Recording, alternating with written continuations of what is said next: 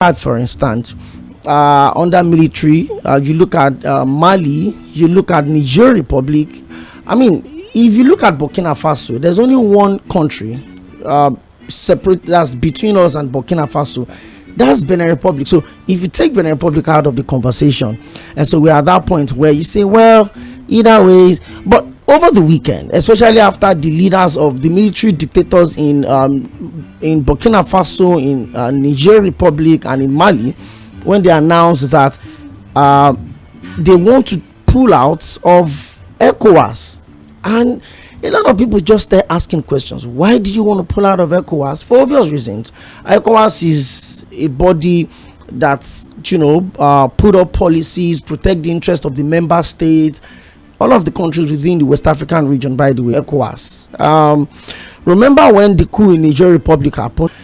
We give you a couple of days. If you don't leave, if you don't restore democracy in that state, we'll be forced to, affairs even from Nigeria, say, that they share with us a real project that comes from Nigeria into Niger Republic. And that's the question a lot of Nigerians are asking. Are we comfortable enough that the territory of this great country is safe? Conversation, so that whatever fears you may have been, having in the last maybe few days, well, we'll be able to bring all of that of the Department of International Relations and Strategic Studies of the prestigious University of Lagos is going to join me via phone, and then we'll look at what does the United Nations Charter 91 subsection 1 of the United Nations Charter, a clearly general body.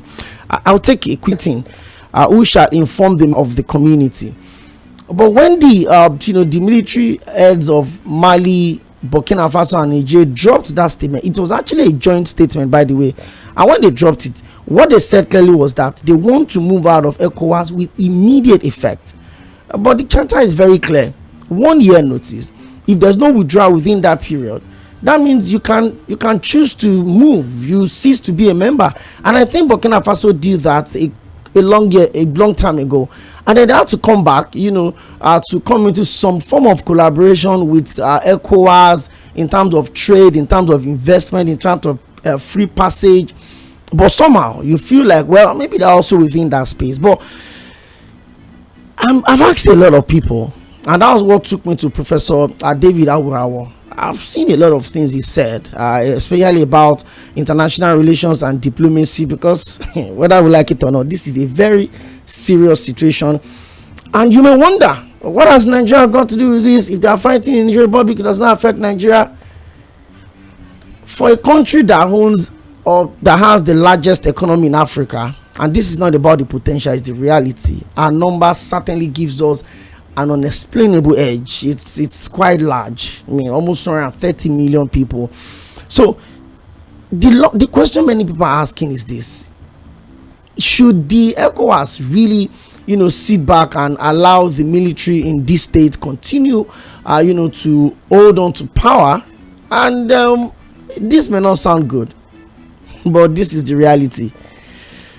Well, maybe performance, maybe governance, the kind of things we want from governance, we're not particularly getting it from this administration or the previous administration we've always had. But the truth is this: if there's one thing in this life that should be very sacrosanct and very, very important to you, it is your freedom of speech and expression. And if that is taken away from you, it's a lot of problem for you. So if we say, now I'll tell you that the finest and still the best, it's a work in progress, sure, but the best form of government we can want to hold on to is still the democracy. We're going to have that conversation around the people in those countries, the Nigerians, the Chadians. How do they view these military dictators? Do they find life comfortable enough? Do they find life peaceful enough? Do they find life encouraging enough that they may? We saw videos and pictures of, reportedly, that when the military took over in Nigeria, the kind of government we decide. Reach out to my guest. Yes, Paro.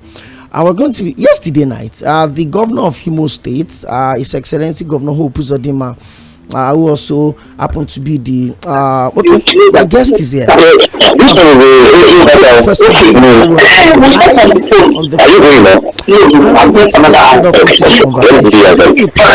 all, joining us from the studio. Hello? Hello? Hello? Can you hear me? Okay. We'll try and reconnect. He's a very busy person, so we'll certainly have to put this call through as quick as possible. Let's have the conversation, then I'll have to let him go. I'm just going to be asking, how diplomatic should Nigeria get at this point? I mean, if you check the proximity of Nigeria to Chad, to Niger Republic, then you understand that we cannot continue to fold our hands, especially how much we know about our border system. Hello, Prof. Good evening. Thank you for joining us on the show. Hello? This is the network issue. Can you hear me now? You can hear me now, right? I think I need to take a very quick break and fix the conversation line so that we can get straight up into it. You're live on 𝗪𝗛 98.3 FM. This is the Situation Room, and I'll be right back.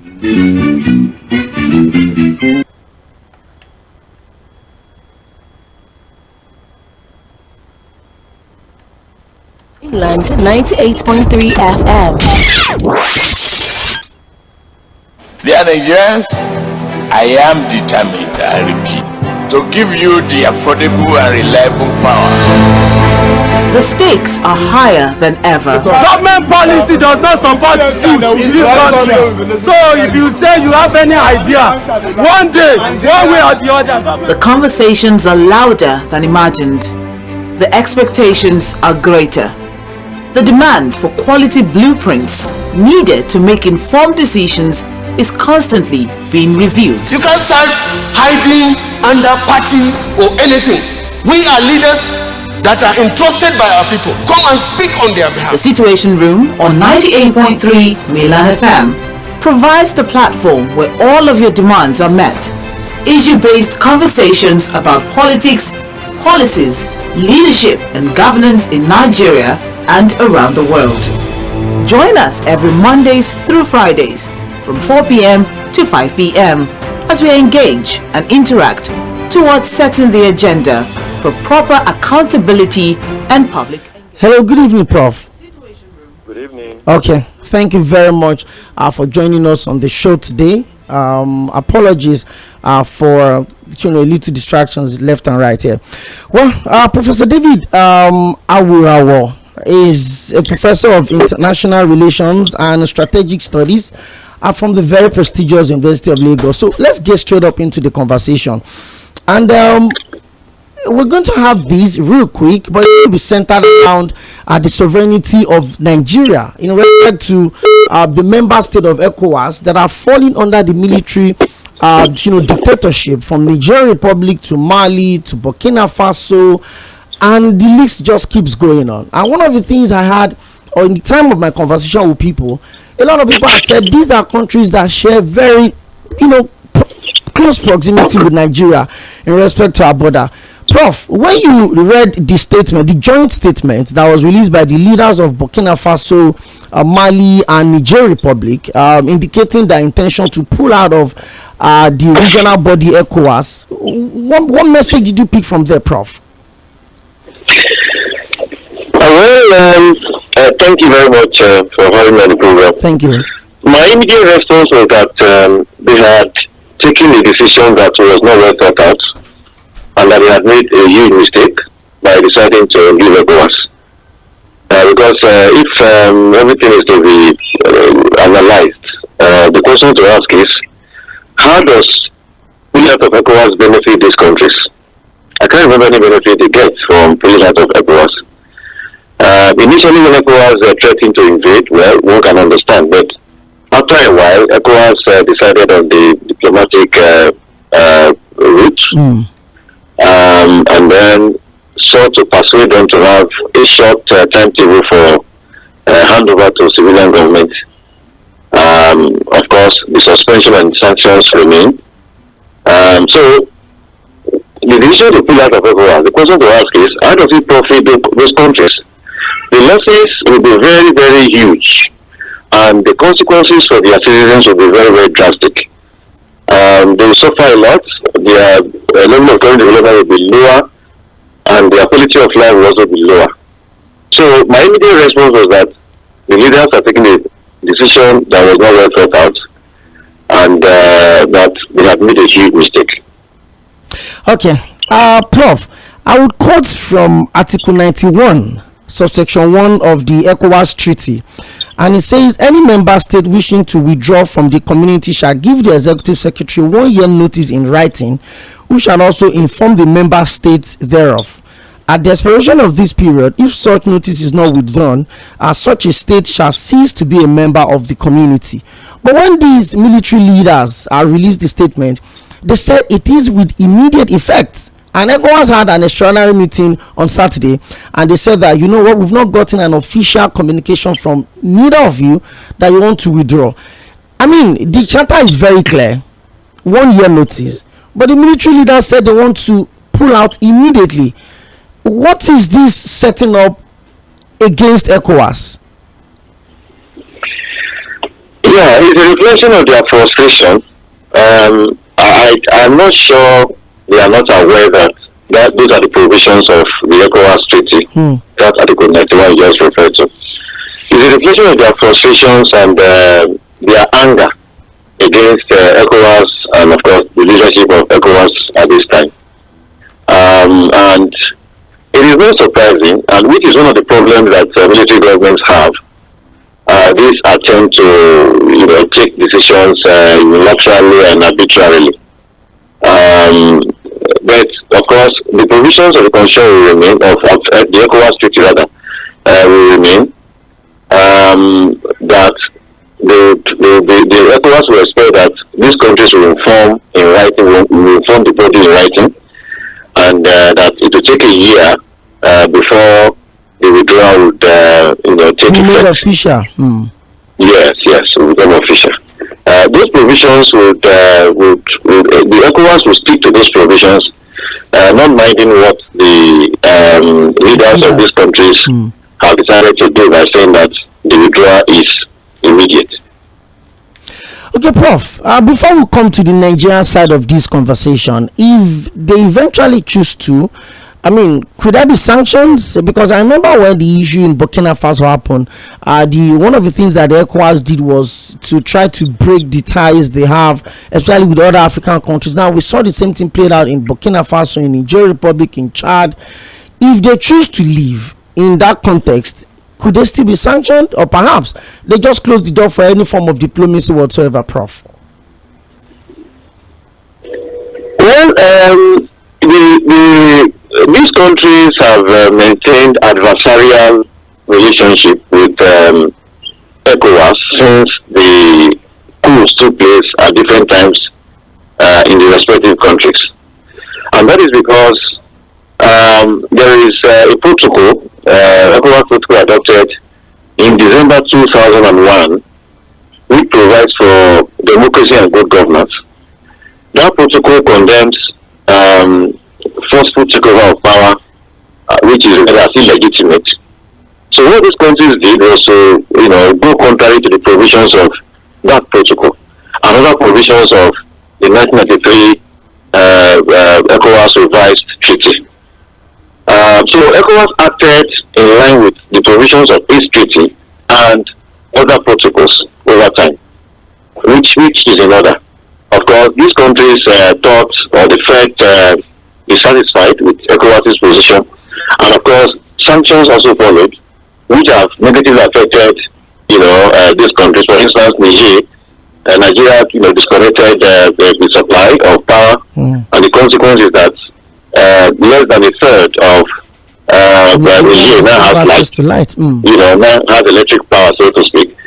So all of those development responses from the response of ECOWAS to the coup in line with provisions of the ECOWAS Treaty and the protocols, those were the things that angered these leaders, and that's why they have acted the way they have. But one thing that is very interesting and that we are very happy about is ECOWAS's response by saying that they regard these three countries as important members of the community, and they wish that the withdrawal will not be effectual, will not take effect. In other words, within the 1 year during which the withdrawal process will take place, they expect that they will change their mind, and that particular measure also provides that If the country changes its mind, of course, it remains a member, and before the 1 year expires. So, I mean, that is a mature way of responding to it, still leaving the room open for the possibility of these 3 countries not withdrawing eventually. Okay, Prof, now let's come to Nigeria. The issue of the big brother role that Nigeria plays along regional policy making, it is ECOWAS or the continental policy making for African Union, it places Nigeria at a very a strategic position. However, you look at the proximity of Chad to Nigeria, they're under the military. You look at the proximity of Niger Republic to Nigeria, we share direct borders with this country. They're also under the military. You look at Burkina Faso, for instance, it's just Benin Republic that is between us and them. They're also under the military. And in the last few years, the strength of Nigeria's military had kind of been affected because of the internal issues that we're having with insecurity, banditry, kidnappings here and there. How diplomatic should Nigeria address this matter? And I'm not talking of President Bola Ahmed Tinubu and ECOWAS. I'm talking about the Nigerian government itself. How should we be careful? How diplomatic can we handle this? Well, this is actually not a military matter. It's mainly a diplomatic issue. It's a matter that has to do with the illegal and forceful takeover of government by these leaders, and the condemnation of such by the ECOWAS treaty and other protocols. And ECOWAS has gone ahead to enforce, the protocols, and that is the core of the matter. So what needs to happen is not just military per se; it is, diplomatic engagement. Unfortunately, the initial ECOWAS position that it will invade Niger and restore Bazoum, the deposed president, ECOWAS later changed its position on that and opted for dialogue, a process by which they will quickly return to democratic governance. So with that, one would have expected that these countries will see, the positives from ECOWAS, and see what could be done to expeditiously, hand over to start a political transition program that will lead to the handover to civilians, and both them and ECOWAS members will be fine.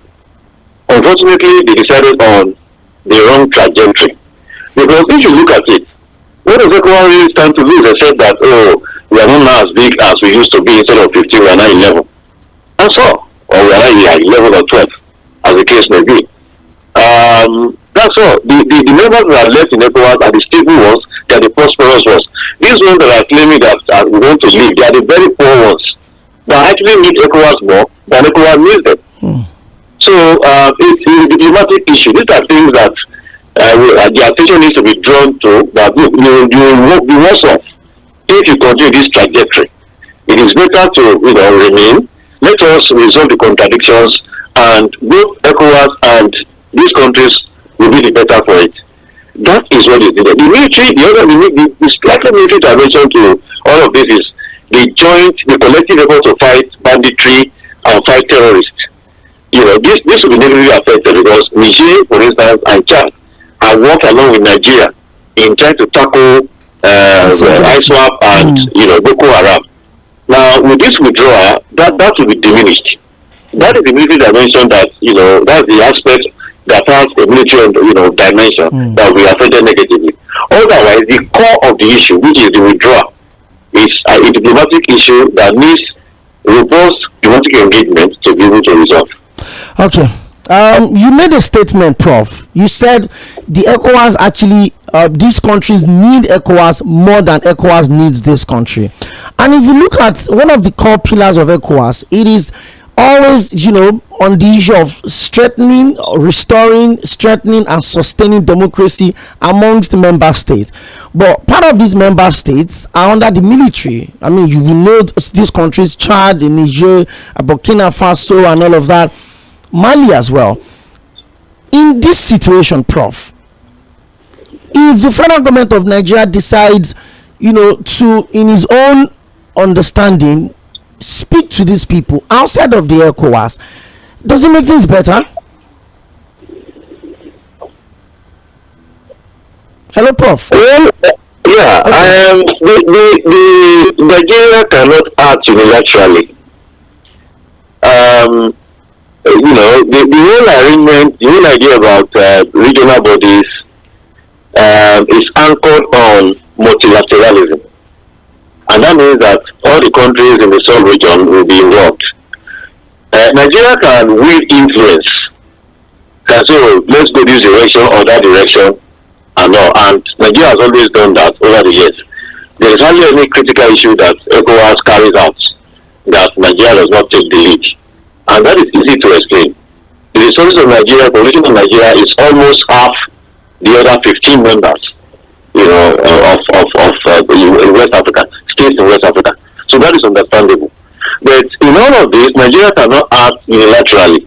Nigeria can take the lead and get others to support that position to be able to achieve any objective it wants to achieve within ECOWAS.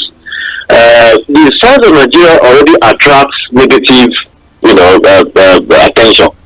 There is always this feeling that Nigeria would want to use its power, its vast, relatively more extensive power than the rest, to either lord it over or to negatively influence the rest. But Nigeria has been mature so far, and Nigeria has refrained from doing that. But the feeling is still there. And so any act Nigeria carries out to suggest that Nigeria wants to act unilaterally will not be in the interest of Nigeria and ECOWAS itself. So what Nigeria can do and should do is to use its influence to mobilize all the others so that they can present a unilateral position to these countries, and hopefully all of these contradictions will be resolved, and of course that will be in the interest of ECOWAS and even more in the interest of these countries. Okay, Prof. Now let's talk about the citizens of these countries that are under military, dictatorship. One of the things they've always, put the defense is bad governance, poor development, poor infrastructures. It's just been majorly around bad governance, and we saw videos, by the way, of how the Nigerians actually took to the streets celebrating when the military took over, especially after the ouster of the former president, democratically elected president. The issue of bad leadership, whether we like it or not, Africa is amazingly blessed in terms of resources, both mineral resources, natural resources, human capacity. We have every of these things in their numbers. But the issue of failed leadership, is this enough justification? Because that's exactly what the military guys are also holding on to. The people are poor, the politicians are getting richer. Is military intervention the quickest way to fix a failing state? Well, the people jubilating, the people jubilated when these leaders took over, many of them have a point. The civilian government haven't lived up to expectation across Africa. Not just in West Africa, not just in these countries, not just in West Africa. And that is very concerning. To add insult to injury, as they say, some of them, who didn't perform well, even went to illegally amend the constitution of their countries to have what I would term an illegal term, to elongate their term in office. And the fact that they didn't do as well as expected, and be expecting that when the election comes we will to get them out, or when their term expires they will not have any chance of seeking a re-election, and then they prove themselves that they are going to change the constitution and continue. It's only logical that people will jubilate when the military overthrows individuals like that. So there is some sense in once you understand why when people these citizens will respond like that. But for those of us who understand African politics, we know that the military leaders in Africa have not been any better than the civilian counterparts. I mean, we have had dozens of them since independence, not scores of them since independence. And the question to be asked is, how many of them really performed as they promised? How many of them, the revolution they promised and the better life they promised, how many of them were able to deliver it? Maybe 𝗪𝗪, Thomas Sankara, maybe Murtala Muhammad in Nigeria, you can't count up to 10, that really delivered. So many of the things who have been jubilating, they are actually ignorant of the performance of military leaders across Africa. And the fact that military leaders concentrate powers, legislative and executive, makes it worse. It means that people, the capacity of the military to express themselves is diminished. So those are the issues. That the civilians themselves haven't done enough, they haven't done well enough, and so one can understand when people come out to jubilate, when the military overthrows them. They hope that, well, maybe they will do better. But of course, across Africa, the military hasn't shown itself to be any better than their civilian counterparts when they get into government. Okay, Prof. The PDP presidential candidate in the last election, the former Vice President 𝗪𝗪𝗪, has actually, reacted to the withdrawal of these three countries from ECOWAS. And I want to quote a part of what he said. And he said, "It's a matter of serious diplomatic meltdown. We must keep the country's national security interest, especially the fight against terrorism, banditry, kidnapping, and others, focus while we appraise the situation." How much of a diplomatic meltdown do you think this is? Do you agree to school of thoughts? Yeah, it's really diplomatic meltdown. This withdrawal is unprecedented. So if you use the word meltdown, it will be a wrong term to use at this time. Mauritania was the one we knew that withdrew in the year 2000 and then sought IC membership many years later. So what is happening now is unprecedented. So if the term nothing more than is used, yes, it is not too far from the truth. It's like a tsunami, so to speak. Three countries in one fell swoop deciding to leave ECOWAS. But there were a couple of other things that Waziri Abubakar said in that statement. In terms of our national interest, yes. Because Nigeria shares border with Niger. So that has to be attention we pay to that, how the interest of Nigeria is protected in all of this, trade across the borders and all. And if Niger does, if these countries do withdraw, they will be poorer, and of course, if people are poorer in Niger, moving to Nigeria would be a good option. And we also know how deprivation, leads to conflict. So that could also expand the violent conflict across the border. So when he speaks of Nigeria's interest in Nigeria, these are the specifics that Nigeria will need to pay attention to. How will the borders be managed in the aftermath of withdrawal? And if things become worse in Niger, as we expect that they will be from the withdrawal, because these countries benefit from ECOWAS, withdrawing is not in their interest. What will be the impact? Migration to Nigeria at one level, and then violence further increasing at another. So those are the specifics that we need to be looked into. A first thing that needs to be, and Waziri Abubakar also mentioned that this cooperation, there is some cooperation to fight jihadists and terrorists across West Africa. Niger is part of it, Nigeria of course, and then Chad. These are key countries in the fight against terrorism. They've been working together. So Niger withdrawing from ECOWAS, of course, will create problems for that arrangement. That would mean that will further give terrorists a field day. They will put to one country and run to the other when there is no cooperation. So these are the issues that are concerning, in the withdrawal announcement, which I think Abubakar referred to, and which the government needs to pay attention to, the protection of the national interest in the aftermath of this announcement.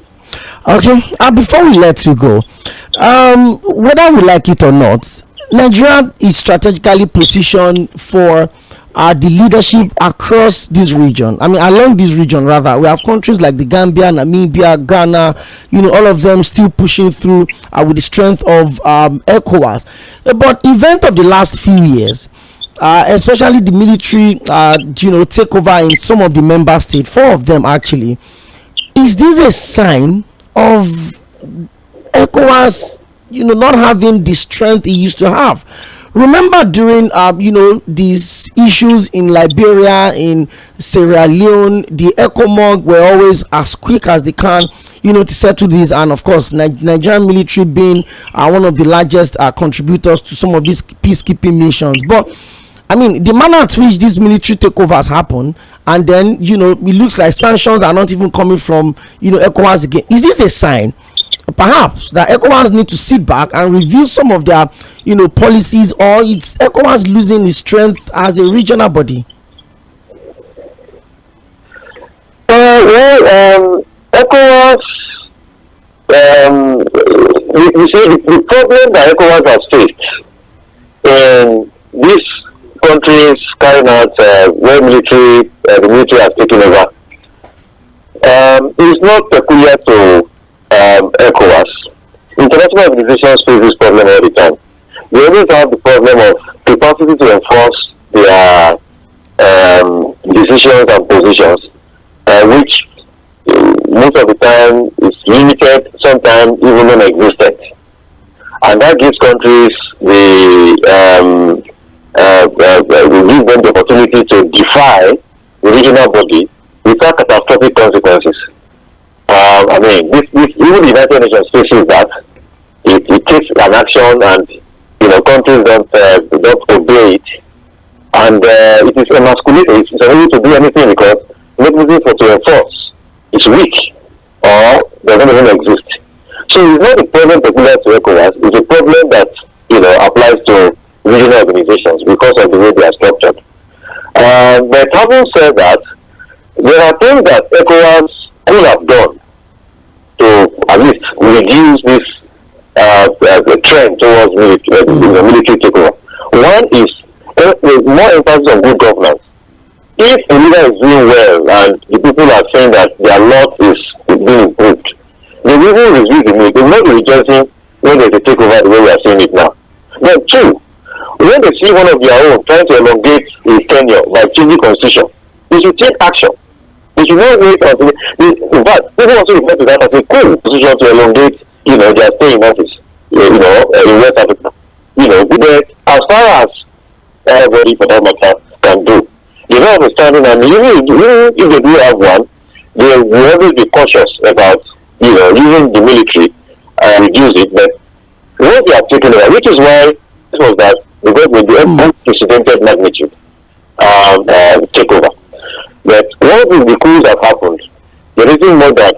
Where some of the leaders of this military, they've had the audience and the attention of Vladimir Putin. That's the Russian, the Wagner group, for instance, that have gotten a lot of patronage, especially amongst these countries under the military, military government.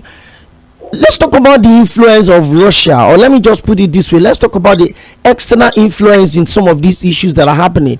Is this something that you feel it's intentional, or is just the military guys wanting to show loyalty or have a backing? Let's talk about these external influences, Prof. Yeah, there's external influence. These military leaders that took over, they all had a point in saying that France has exploited them all throughout their post-independence period, the way France did during the colonial period. And that what they had until they took over was the new colonialism. They have a point in that these countries are too close to France, and France, there are a lot of agreements that are senseless, which permit France to continue to exploit them the way it did during the colonial period.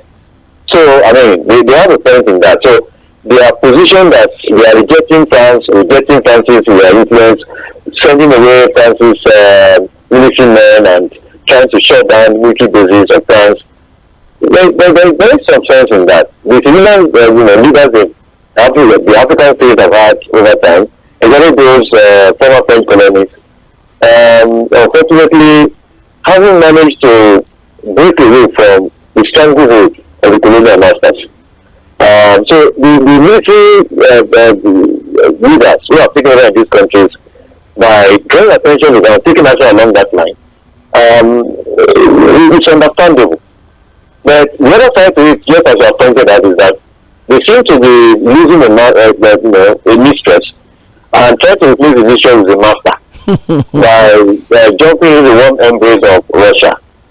The Wagner Group operates in Niger, in Mali, and if they attempt to also have influence in some of these other countries, Russia just gave grains, 25,000 tons to Mali a few days ago. So Russia's influence is very evident. Russia is now opening the embassies that have been closed long ago.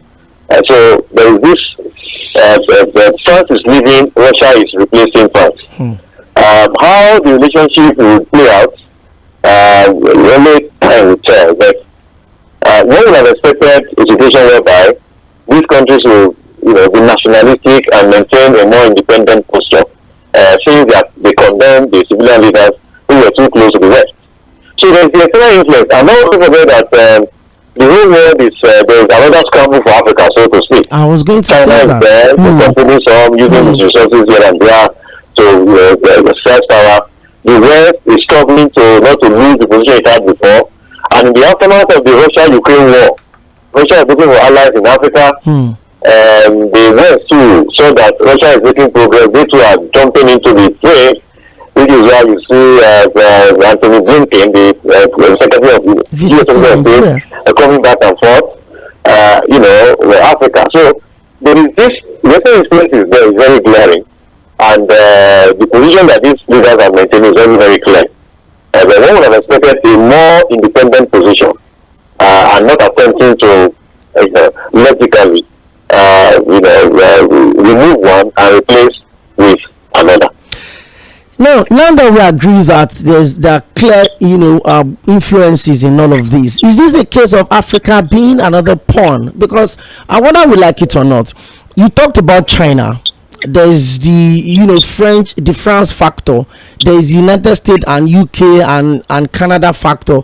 There's also the Russian conversation. We all know that the G8, the G52, the G17, all of them have heavy, disregards to Vladimir Putin, especially since invading Ukraine about 2 years ago during this ongoing war. How careful do you think Africa needs to be in terms of not being used as a pawn to show supremacy, especially from the Western world?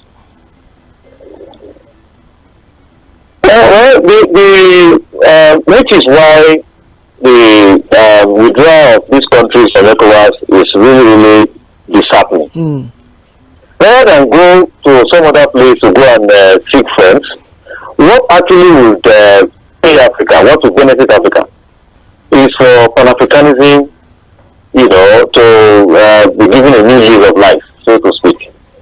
The African states will do well and will do better than they're doing now if they come together closer to one another, using the regional bodies, ECOWAS, SADC, East African Community and the rest, and then aggregating their interests at the African Union. That's definitely well, because African states will not want to, African states will not want to let it over the other. If they come together, they will benefit more. Their voices will be louder on the international scene, and they will be able to also benefit more economically and all. Whether a country's T towards the West or the T towards Russia or the T towards China is actually not in the interest of Africa. What the interest of Africa is for the regional bodies to be strong, be used as a platform to promote cooperation and unity, and of course, by extension, enhance development. And then the regional bodies also will come together under the umbrella of the African Union to promote solidarity and unity among African states collectively. And that was identified long ago. In 1991, there was the Abuja Charter that was signed, and that Abuja Charter provided for the strengthening of the regional bodies as building blocks for continental unity and development. But that hasn't quite been achieved since 1991. And that remains the best direction to go. These countries aim at exploiting the solidarity and unity and the collective head that African states will govern one another will not come from any of these states to either east or west. as the case may be.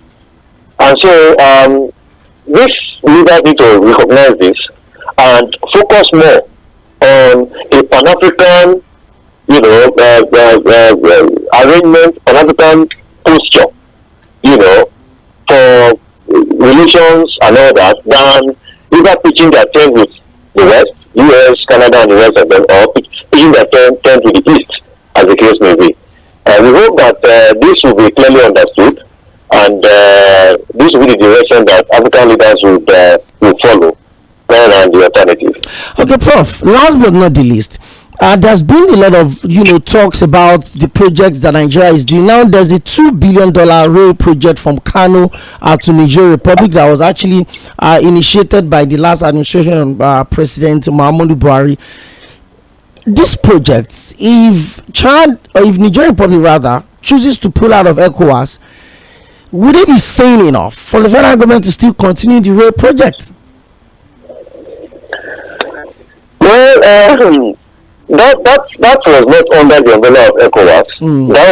That is not multilateral, that's bilateral between Nigeria and Niger. But pulling out of ECOWAS, of course, will make relations frosty, and it will likely affect the continuation of that project. Let me just add that project was not well thought out in the first place anyway. So if this will have an opportunity to repudiate it, that would just be fine. Why should we be constructing, why should we be building a railway to Niger when there is no railway from Port Harcourt to Aba? There is no railway from Benin to Lagos, and we are stupidly building a railway to Niger Republic. That was not well thought out, and that was one of the weaknesses that Buhari had. Niger, he abandons Nigeria and he goes building things to Niger. It's one of the weaknesses that old man had, and it's unfortunate. So if this would provide an opportunity to repudiate and cancel that project, that would just be fine. But of course, it's not under the platform of ECOWAS. That was the bilateral thing between Nigeria and Niger. And so pulling that was supposed to, be a reason to abandon it. But of course, since it will also affect relations negatively, hopefully, it will maybe logically it will affect, and to my mind, by my own estimation, if it does, it is good for us. Why should we borrow $2 billion and leave it away to Niger? It is stupid.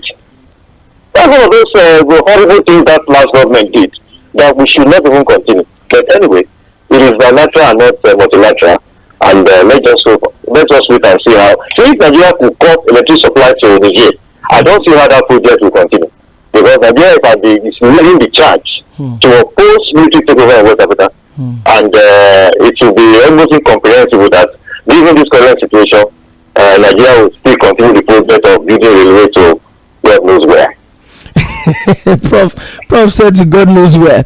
Well, the federal government actually defended that project then. They said it will boost trade and other socio-economic interaction between Nigeria and Niger Republic. Well, that cannot take place within Nigeria, will take place in Niger. That doesn't make sense, Nigeria. Let's just leave that to anyway. Prof, the last one. I mean, you look at how everything seems to be right now. I just want to take away a little from the issue of military and ECOWAS and all of that. Let's talk about Nigeria for a few minutes before allow you go. Since the administration of President Bola Ahmed Tinubu, there's been constant issues left and right. The economy, as of today, the dollar is trading at a really ridiculous price. The pounds, the euros, all of them. It looks like there's a lot of disconnect within some of these economic policies that we have. Then the issue of the subsidy removal, the chairman of the Progressive Governors Forum, that's the APC Governors Forum, was on national TV yesterday. The Imo State Governor, His Excellency Governor Hope Uzodinma, and he talked about the fact that Nigerians would endure now, and the good things or the good times will be here so soon. How much more can Nigerians take, Prof? In a minute or two, let's call it today on the show. Well, my immediate response to that is that haven't Nigerians endured enough? Government are only so Nigerians will catching their breath. And we see the profligacy and prodigality that characterizes the way they carry on. The president is going, you can't even count how many cars are following him, and you can go on and on. Yes, I think the government has made a couple of mistakes.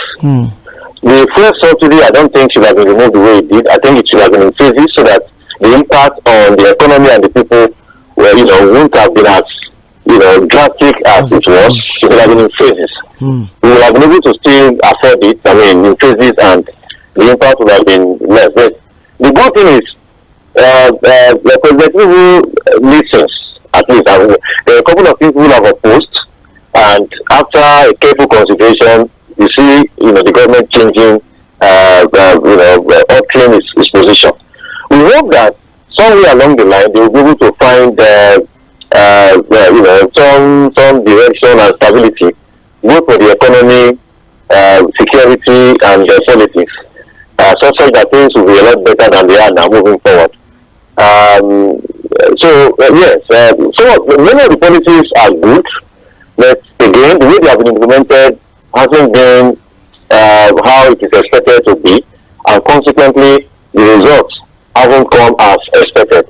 But like I said, if you have a government that with people who are reasonable, who are cerebral, who will be able to, when there are alternative positions, they accept them, they consider them, and they change, the economy will begin to stabilize and do better in the next couple of months. But for now, I do not think that government should take any further measure that will make Nigerians suffer more and so endure.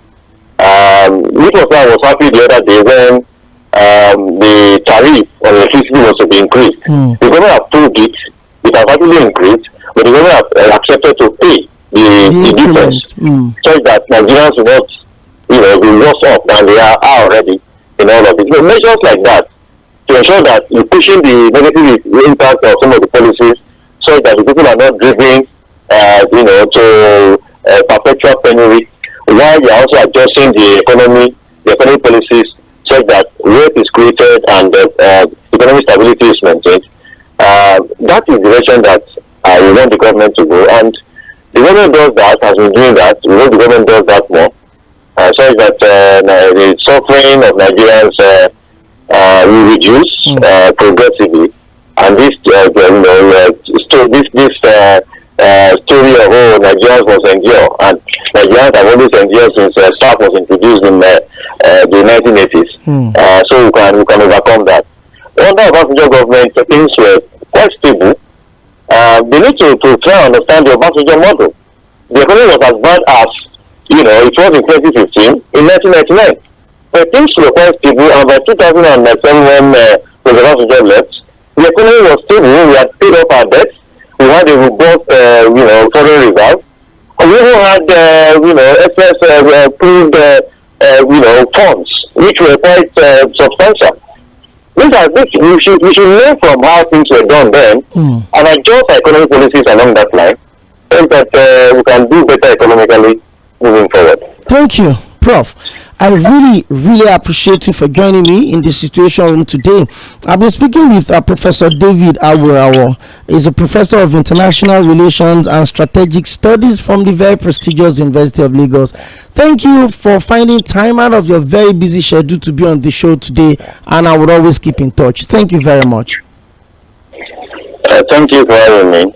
It's a pleasure. All right, enjoy the rest of your evening, Prof.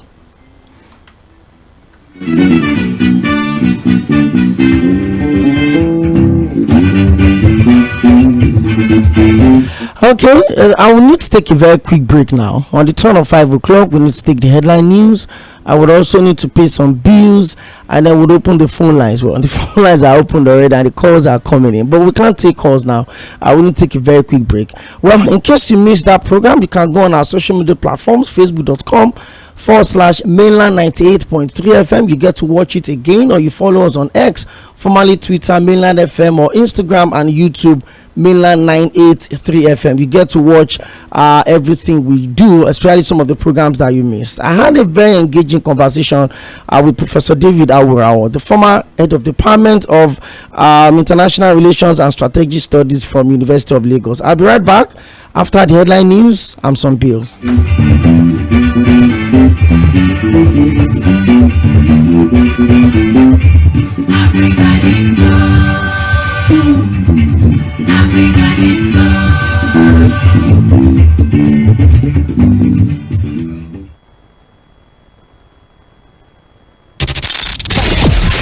us on all our social media platforms on Instagram, Facebook, and YouTube at Mainland 98.3 FM, on Twitter at Mainland FM. We are the sound of Lagos. Headline news on 98.3 Mainland FM.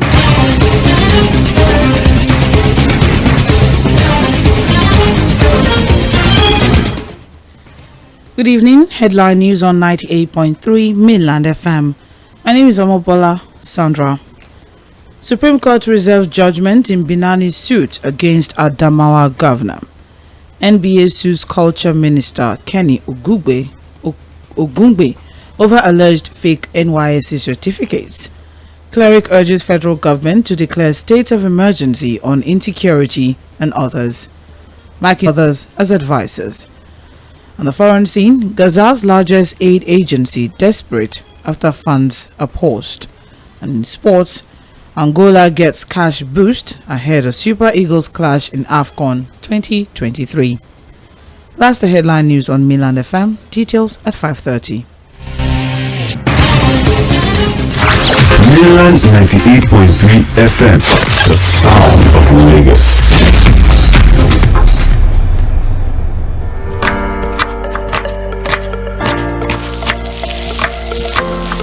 Meals have a way of taking us on a journey, and when you add plenty of vegetables like 𝗏𝗏, ugu, and season with the rich taste of Knorr seasoning cubes, even better. So, go ahead and elevate your meals with more vegetables and the rich taste of Knorr cubes. Today, eat for good. Hey there, tech enthusiasts! Get ready to ignite your world with the all-new Tecno Spark 20. That's right! The Spark 20 with its stunning display and powerful features is here to redefine your smartphone experience. We've also partnered with Google and MTN to bring you even more. With the Spark 20, Google apps and loads of free MTN data, your digital life just got smarter and more connected. Grab your Tecno Spark 20 today and step into a world where style meets technology. Tecno, stop at nothing.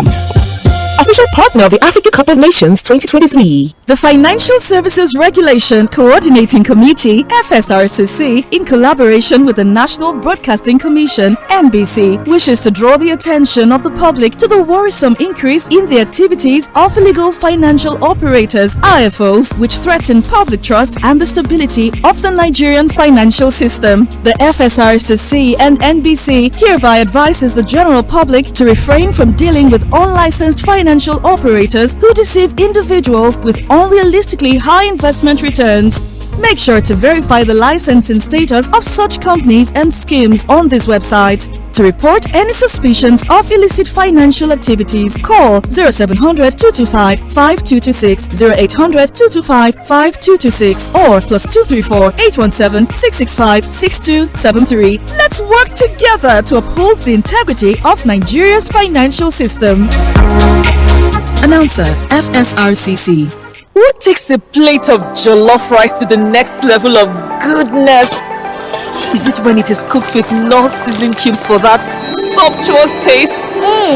Or when you serve it with correct Nigerian salad, cabbage, carrot, lettuce, and a bit of kidney beans? It's both. Season your jollof with the rich taste of Knorr cubes and serve with plenty of vegetables. So, go ahead and elevate your meals. Today, eat for good. Hey there, tech enthusiasts! Get ready to ignite your world with the all-new Tecno Spark 20. That's right! The Spark 20 with its stunning display and powerful features is here to redefine your smartphone experience. We've also partnered with Google and MTN to bring you even more. With the Spark 20, Google apps and loads of free MTN data, your digital life just got smarter and more connected. Grab your Tecno Spark 20 today and step into a world where style meets technology. Tecno, stop at nothing. Official partner of the Africa Cup of Nations 2023.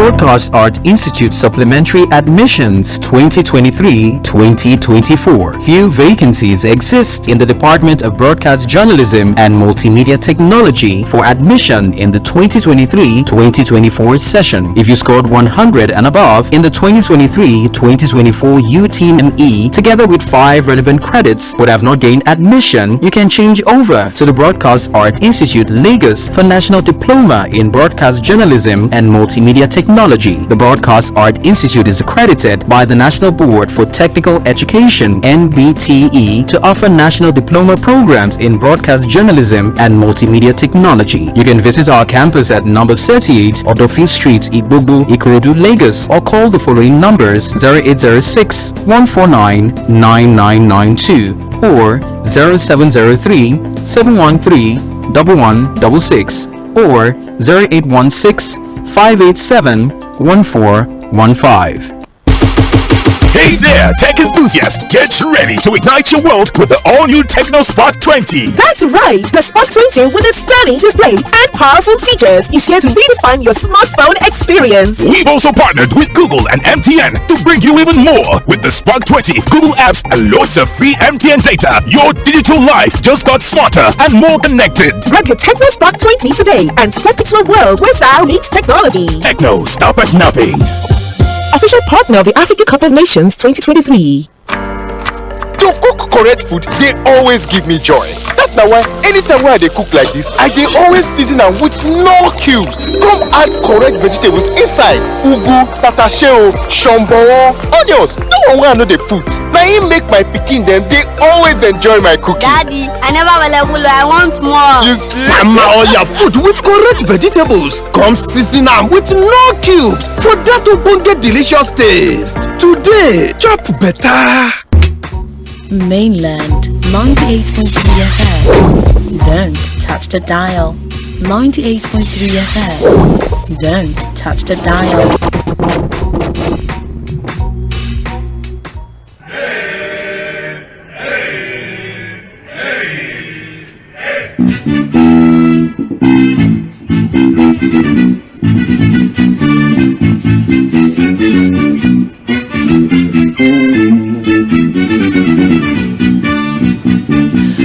Okay, for more of those headline news, you need to stay with us by 5:30. We'll come up with the full bulletin, and by 6 o'clock, we're going to give you the Monday edition of Sport Cruise. Wale Adigun and the Sport Guys will be back, of course, take you through the world of sport, especially after the Super Eagles' progress to this quarterfinals of the ongoing African Cup of Nations in Ivory Coast, defeating Cameroon by 2-0. Don't worry, by 6 o'clock we'll give you all of that and more. We're back in the Situation Room, and then before we took the break to pay some bills, I felt like the conversation should go beyond our regular politicians, and let's just once in a while step into the academia and bring in individuals that can help us to understand some of the policies of the government and how some of these things are being done. Well, I had Professor David will join me on the show, and then we went through some of the issues, especially as regards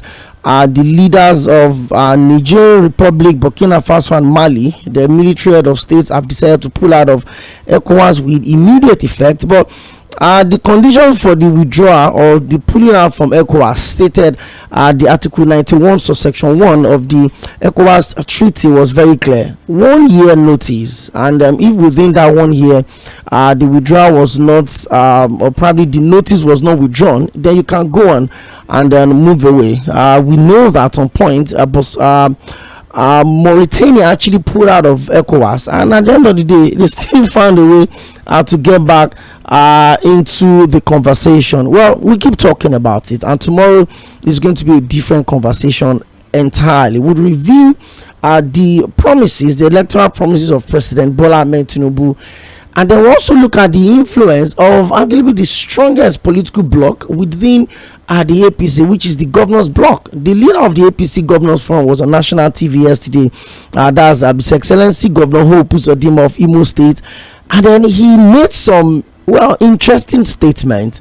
I would look into all of that tomorrow, and of course I will be introducing a guest to you that will be joining us every first and last Tuesday of the month. Is a barrister, and I will talk about that towards the end of the show. Let's go back to the phone lines at 09136000410. Well, Professor David Awurawa was very clear on his position, and he talked about diplomacy, international politics. He also alluded to the fact that, hey, if the people of these countries are, pointing to bad leadership, poor infrastructures, I mean, is enough justification. Poverty is enough justification. But then there has to be diplomacy, which is one of the things that helps to strengthen, especially when we talk about international politics. I mean, $2 billion project. We took a loan, and then we're committing that loan into building a road track from Nigeria to Niger. Well, the administration of former President Muhammadu Buhari said it is to strengthen the relationship between Nigeria and the Niger Republic. Well, we don't know if the government decided to cut electricity supply to Niger Republic after the coup. Perhaps, just like my guest Prof said, that this could be enough justification to also terminate that. Well, I don't know. A lot of people think it's actually an unnecessary project. There are a lot of things we could do with $2 billion in this country. I mean, have a proper rail system, and from Kano to Lagos, from Port Harcourt to Abuja. Let people have alternative means of transporting their goods, even transporting themselves. I have a friend that said he had not driven to, his family is in Ibadan, is in Lagos. He said they had not driven to Ibadan in the last 1 year plus. He's been going via the train, and it's working for him. Let's go back to the phone lines, and let me have your thoughts in respect to the conversation we had earlier on the show. Hello, good evening. Good evening. You're welcome. Your name and where are you calling from? I'm Austin, calling from Amo. Okay, Mr. Austin, thank you for joining us. Your guest spoke well. Part of the solution that I want to really give is let's check out the Asian continent. Today people are running to Dubai now, right? The China are also doing well, and other Asian people they are coming up. Why? Because what they did was to first and foremost build themselves. I think the African leader can do better if it can begin from the western part, but let all the West leader comes together. With that, it will show a mirror to other.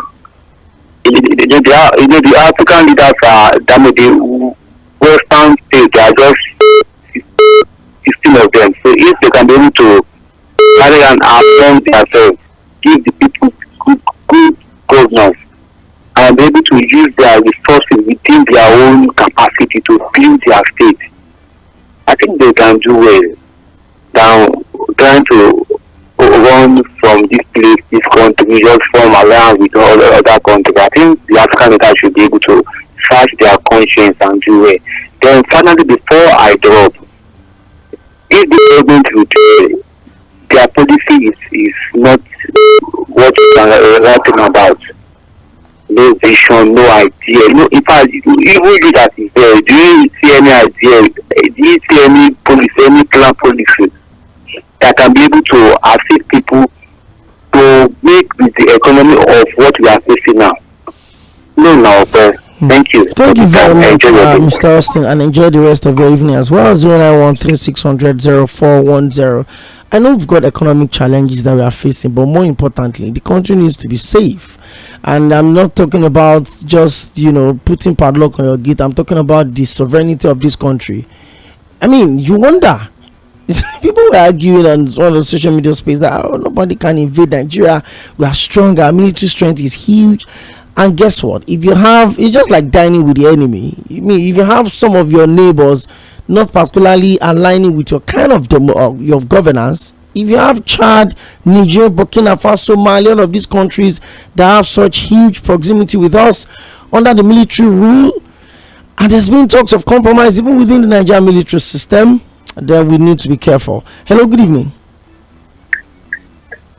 Hello. Hello.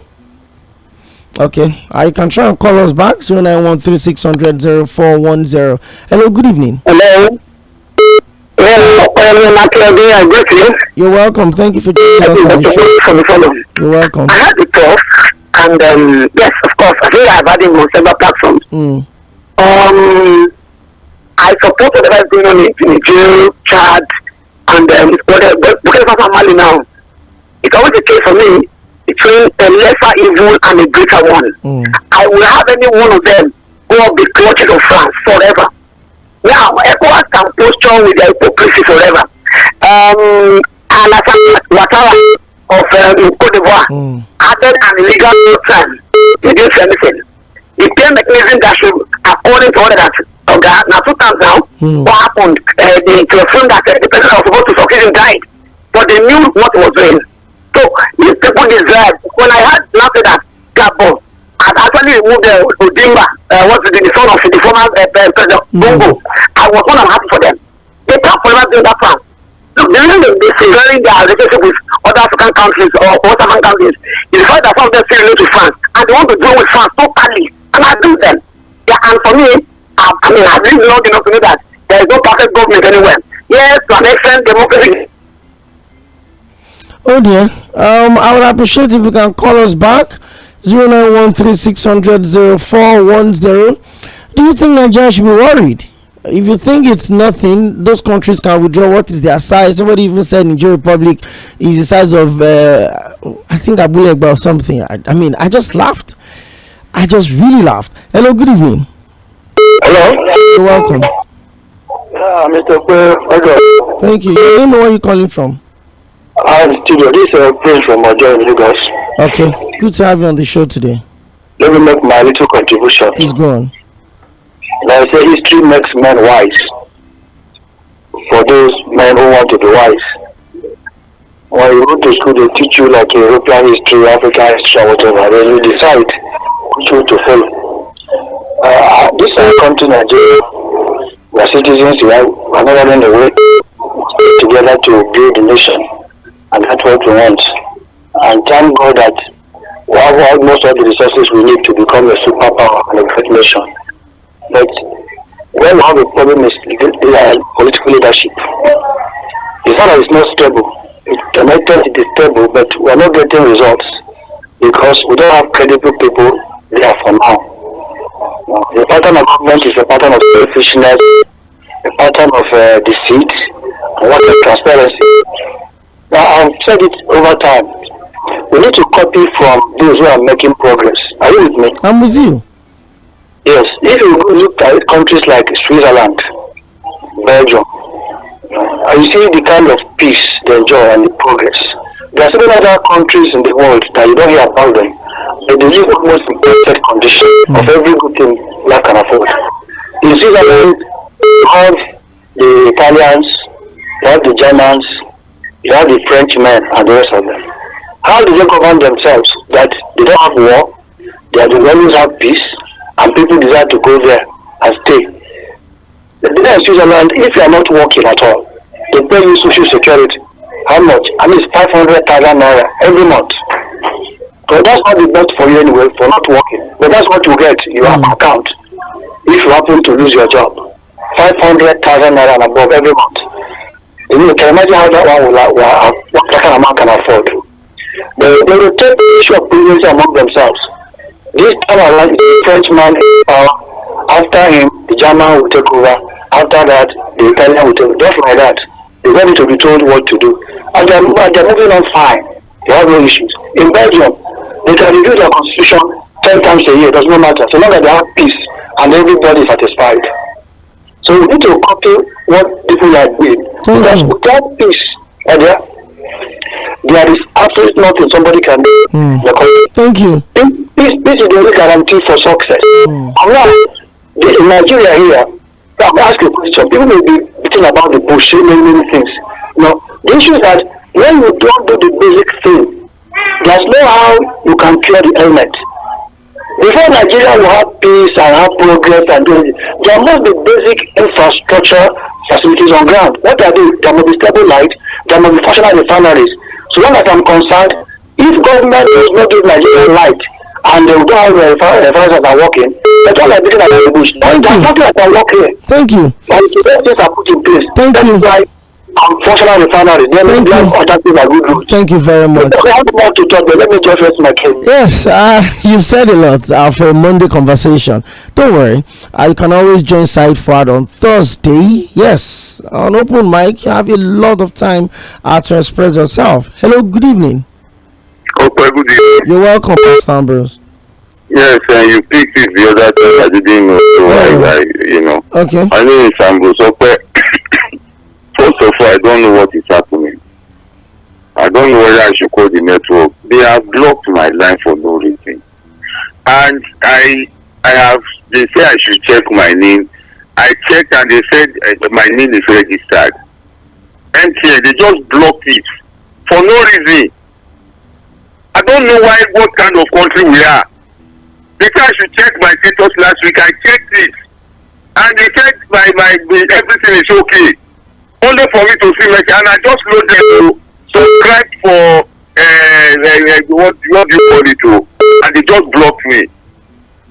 Anyway, please, I'm appealing to them. Away from there. Okay, we are talking of ECOWAS, Abi. Hello? I'm with you, Pastor Ambrose. I said we are talking of ECOWAS. Yes. Okay. Who ECOWAS help? Okay, I asked a woman today who sells wagon in the area. How much is CFA to Naira now? He said 1,000 Naira is 350 CFAs. Okay. Okay, do you know that your neighbors now, they will just jump out, they will not tell you? Somebody just came and told me that one of my good Aburu. He didn't tell me, they say it's in Canada now.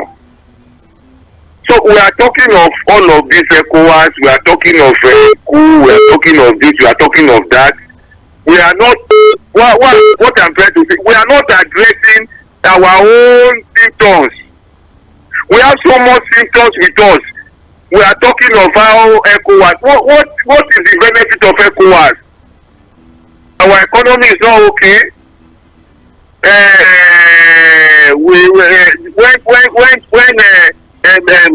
president extends to the tenure elongation, we don't talk. When there is no good governance, the ECOWAS president will caution the other. But when they take over military, they will start complaining. Okay, is that the solution to good governance? Have you ever seen where they will overthrow a government that is performing? I want to also say, I know Ghana is in West Africa, and they part of ECOWAS. Yes. Okay. Apart from Ghana, tell me the other country that is doing well. And you know what happened in Ghana? Okay. Recently, my daughter wanted to register for JAM. They say she must have me. I had to go to health center to register with National Population Commission. They collected money.